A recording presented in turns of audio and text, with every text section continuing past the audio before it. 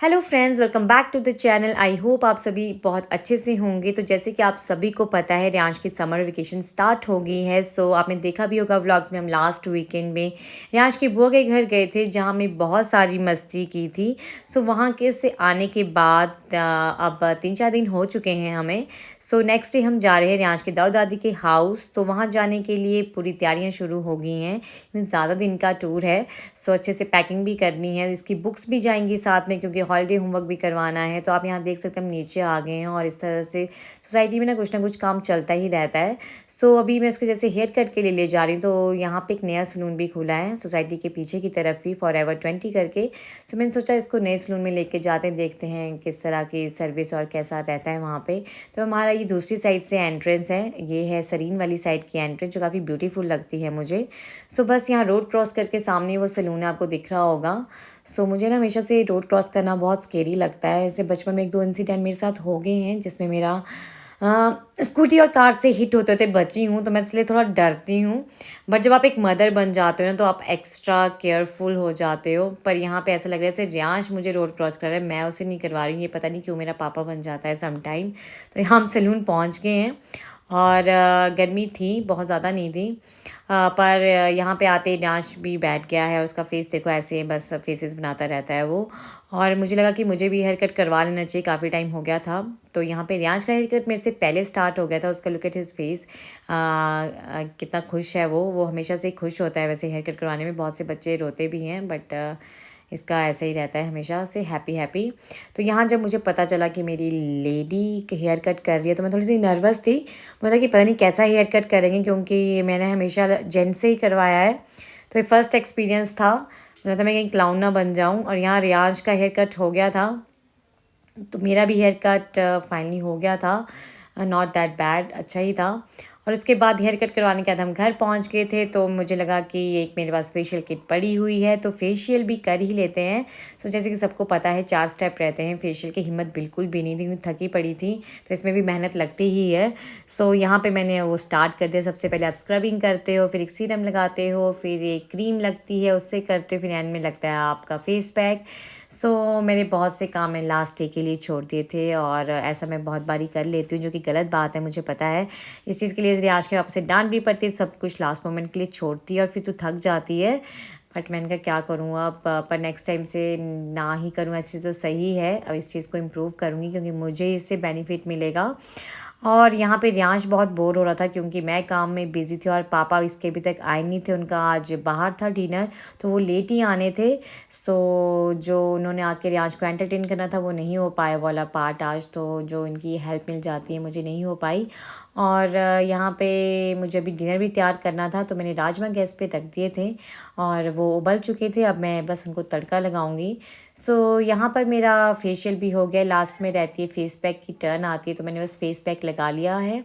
तो face pack लगा के आप 15 मिनट के लिए उसको वैसे ही छोड़ देते हो। तो मुझे था कि उस बीच में अपना तड़का शुरू कर दूँगी किचन में जाके।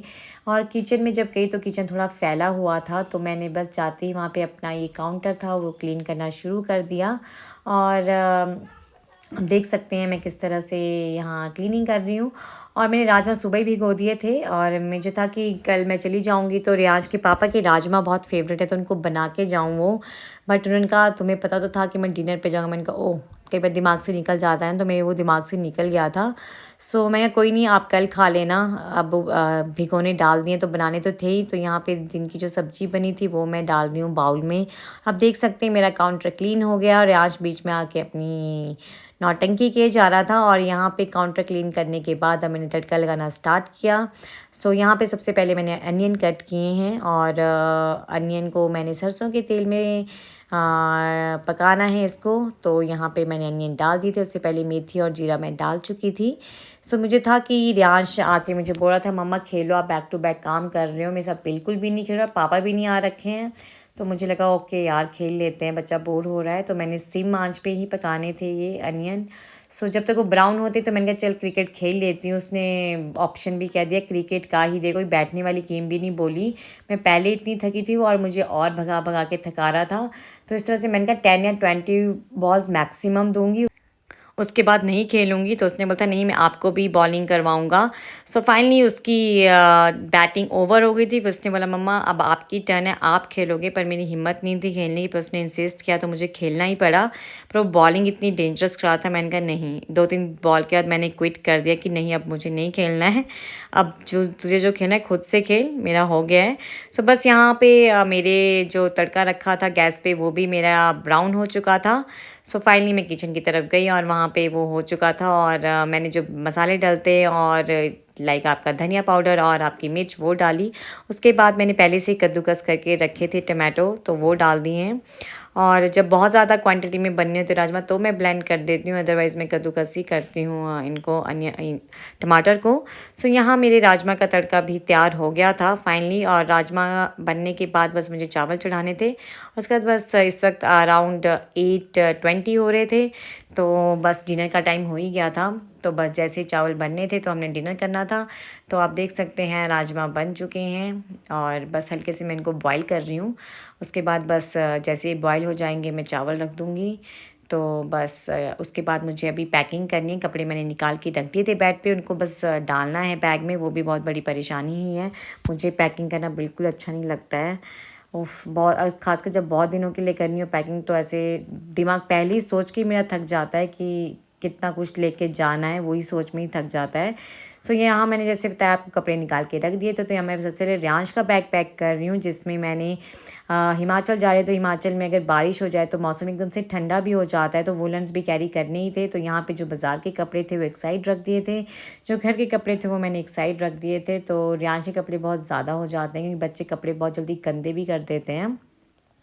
तो बस यहाँ पे रियाज की पैकिंग डन करके मैंने अपना बैग पैक किया था। तो मैंने भी सारे के सारे जो भी कपड़े डालने थे वो पहले से ही रख दिए थे साइड में। फिर भी मेरे को ऐसा लगता रहता है ना कि कुछ आप भूल रहे, कुछ आप भूल रहे, ये तो नहीं भूल गए, वो तो नहीं भूल गए, वो दिमाग में चलता ही रहता है। सो यहाँ पे मैंने अपना भी बैग पैक करना शुरू कर दिया था, और रियांश बीच बीच में आके मुझे कुछ ना कुछ बोले जा रहा था क्योंकि वो अकेला था, बोर हो रहा था। तो इस वक्त रात के 11 बज रहे हैं, काफ़ी ज़्यादा टाइम हो गया था। तो यहाँ मैंने कपड़े जो डाले हैं ना, इस टाइम मैं ही जान सकती हूँ क्या हालत है मेरी इस टाइम कपड़े डालते हुए। पर जो काम ज़रूरी है वो करना तो पड़ता ही है, कुछ आप कर नहीं सकते, तो ऑप्शन कोई और थी नहीं आपके पास। तो यहाँ देख सकते हैं आप मेरे दोनों के दोनों बैग पैक हो चुके हैं फाइनली। और अब काफ़ी लेट भी हो गया था, तो बस यहाँ मेरे को रियाज को दूध देना था और उसके बाद उसको सुला देना था। पर अभी तक रियाज के पापा नहीं आए थे, उनका काफ़ी लेट तक रहा, तो मुझे उनका तो वेट करना ही था क्योंकि मुझे ऐसी नींद कभी नहीं आती कि मैं सो जाऊँ और किसी ने घर पे आना हो तो मुझे नींद नहीं आती है। तो यहाँ मैंने रियांश को सुला दिया था। तो रियांश को सुलाने के बाद मैं बस वही ध्यान करी थी कि मुझे कुछ काम रहते हैं, तो मुझे ध्यान आया कि मैं जो सुबह कपड़े डाले उनको प्रेस कर लेती हूँ ताकि सुबह मुझे कोई भी काम ना हो, जस्ट नहा धोकर तैयार होकर सीधे निकले ही बस। तो मैंने यहाँ जल्दी से अपना सूट फटाफट से प्रेस किया और उसको साइड में रख दिया। रियांश के पापा अभी तक भी नहीं आए थे, तो मैंने कॉल करके पूछा कब तक आओगे। उनका बस 2 मिनट में पहुँचने वाला हूँ। इस बार वो हमारे साथ नहीं जा रहे थे, मैं अपने रिलेटिव के साथ घर जा रही थी इस बार। सो यहाँ पे डोरबेल बज गया, तो मैं उनको ओपन करने गई डोर को। फाइनली वो आ गए थे। सो मैंने कहा जल्दी जल्दी से आप सो जाओ क्योंकि हमें सुबह निकलना है। और बस यहाँ पर मैं जल्दी से सोई, और यहाँ तो ऑलरेडी सो रखा था। So k friends, thanks for watching this vlog. I hope आपने एंजॉय किया होगा। So k see you in the next vlog. Till then bye bye.